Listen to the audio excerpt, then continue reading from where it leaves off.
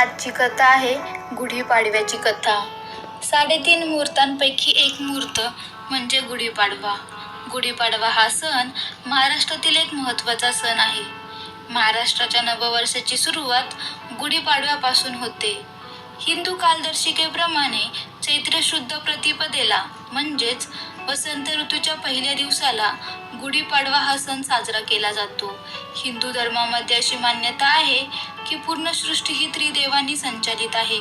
ब्रह्म उत्पत्ती, विष्णू पालन आणि महेश संहार या सर्व देवांपासून निर्मित लहरी सृष्टी संचालित करतात. त्यातील ही ब्रह्मलहरी किंवा प्रजापती लहरी. ब्रह्मदेवांनी विश्वनिर्मिती केली ती पाडव्याच्या दिवशीच आणि पुढे सत्ययुगाची सुरुवात झाली आणि म्हणूनच नूतन वर्षारंभ म्हणून चैत्र शुक्ल प्रतिपदा म्हणजेच गुढीपाडवा साजरा केला जातो अशी मान्यता आहे. संपूर्ण महाराष्ट्रात मोठ्या उत्साहात आणि जल्लोषात मराठी नवीन वर्षाचं स्वागत केलं जातं. पारंपरिक वेशभूषा करून, घरोघरी गुढी उभारून, गोडाधोडाचा स्वयंपाक करून, सार्वजनिक ठिकाणी गुढीपाडवा निमित्त रांगोळ्या, देखावे, शोभायात्रा काढून एकमेकांना गुढीपाडव्याच्या शुभेच्छा देतात आणि मराठी नववर्षाचं स्वागत केलं जातं. यासाठी जाणून घ्या गुढीपाडवा माहिती. गुढीपाडवा हा सण साजरा करण्यामागे पौराणिक कथेत अनेक संदर्भ सापडत असले तरी आजही हा सण तितक्याच उत्साहात साजरा केला जातो. आजच्या आधुनिक युगातही या सणाला ऐतिहासिक, सांस्कृतिक आणि नैसर्गिकदृष्ट्या विशेष महत्त्व आहे. म्हणूनच पुढच्या पिढीसाठी गुढीपाडवा सणाचे महत्त्व जाणून घेणं फार गरजेचंच आहे. वास्तविक प्रत्येक सण साजरा करण्यामागे पूर्वजांचे काही उद्देश असतात.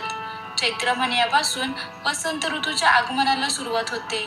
त्यामुळे वातावरणात बदल झालेले असतात. जुनी सुकलेली पानं गळून झाडांना नवी पालवी फुटते.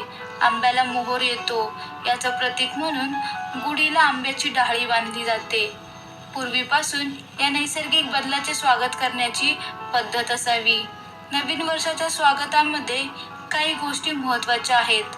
वातावरणात वाढलेल्या उन्हाची काहिली कमी करण्यासाठी गुढीमध्ये कडुलिंबाची पाने लावली जातात. प्राचीन काळापासून चैत्र शुद्ध प्रतिपदेला ओवा, मीठ, हिंग, मिरी आणि साखर हे कडुनिंबाच्या पानांबरोबर वाटून खातात.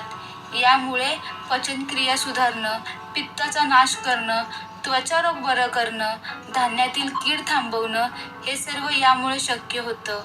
कडुनिंबामध्ये अनेक गुण असल्यामुळे आयुर्वेदातही याला खूप महत्त्व आहे. शरीराला थंडावा देणारी कडुनिंबाची पानं अंघोळीच्या पाण्यात घालून अंघोळही केली जाते. ती वाटून खाल्ल्यामुळे आरोग्याला चांगला लाभ होतो. गुढीपाडव्याचा सण साजरा करण्यासाठी केल्या जाणाऱ्या या अशा अनेक गोष्टींना विशेष महत्त्व असतं. मात्र त्यासाठी प्रत्येकाला गुढीपाडव्याची माहिती माहीत असायला हवी. सर्व ऋतूंमध्ये वसंत मीच आहे असे भगवान गीतेत सांगतात. वसंत निसर्गाला नवबहार देतो. वातावरण आरोग्यदायी असते. या दिवशी अभ्यंग स्नान केल्याने रज, तम, गुण 1,00,000 एवढे कमी होतात व तेवढ्याच प्रमाणात सत्वगुण वाढतात. गुढीपाडवाला ब्रह्मांडातील प्रजापती लहरी जास्तीत जास्त पृथ्वीवर पाठविल्या जातात. या लहरी खेचून घेण्याचे काम गुढी करते. तांबे धातू प्रजापती लहरींना आकर्षित करतो. तांब्याचे मुख खाली असल्याने त्या लहरी घरात प्रवेश करतात. प्रजापती लहरींनी संस्करित तांब्यातून वर्षभर पाणी प्यायल्याने आरोग्य लाभते अशी मान्यता आहे. गुढीपाडवाविषयी विविध पौराणिक कथा आपल्याला दिसून येतात. त्यापैकी ही एक कथा आहे. महाभारताच्या आदिपर्वात उपरिचर राजाने इंद्राने त्याला दिलेली बांबूची काठी इंद्राच्या जमिनीत खुपसली आणि दुसऱ्या दिवशी म्हणजे नववर्ष प्रारंभीच्या दिवशी तिची पूजा केली. या परंपरेचा आधार म्हणून अन्य राजे ही काठीला वस्त्र लावून ती शृंगार करून पुष्पमाला बांधून तिची पूजा करत होते. महाभारतातील खील पर्वात कृष्ण त्याच्या सवंगड्यांना इंद्रकोपाची पर्वा न करता वार्षिक जत्रोत्सव बंद करण्याचा सल्ला देतो.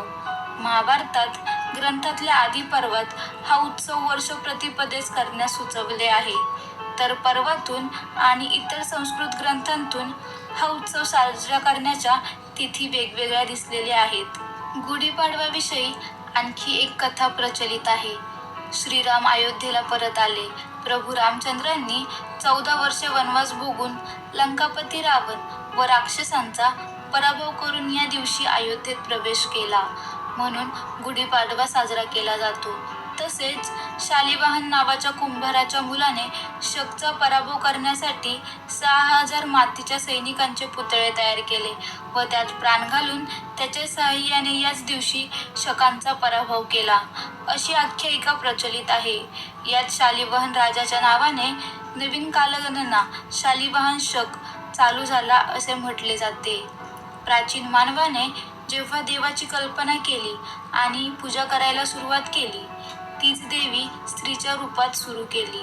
ती स्त्री म्हणजे आदिशक्ती, आदिमाता पार्वती असे मानले जाते. पार्वती आणि शंकराचे लग्न पाडव्याच्या दिवशी ठरले. पाडव्यापासून तयारीला सुरुवात होऊन तृतीयेला लग्न झाले. पाडव्याच्या दिवशी पार्वतीच्या शक्तिरूपाची पूजा करतात. यालाच चैत्र नवरात्र म्हणतात. लग्नानंतर नवमीला योगिनीचे अधिपती म्हणून पार्वतीचा अभिषेक केला जातो. ही होती गुढीपाडव्याची कथा. जर तुम्हाला आवडली असेल तर कमेंट करून सांगा आणि चॅनलला लाईक, शेअर आणि सबस्क्राईब करायला विसरू नका.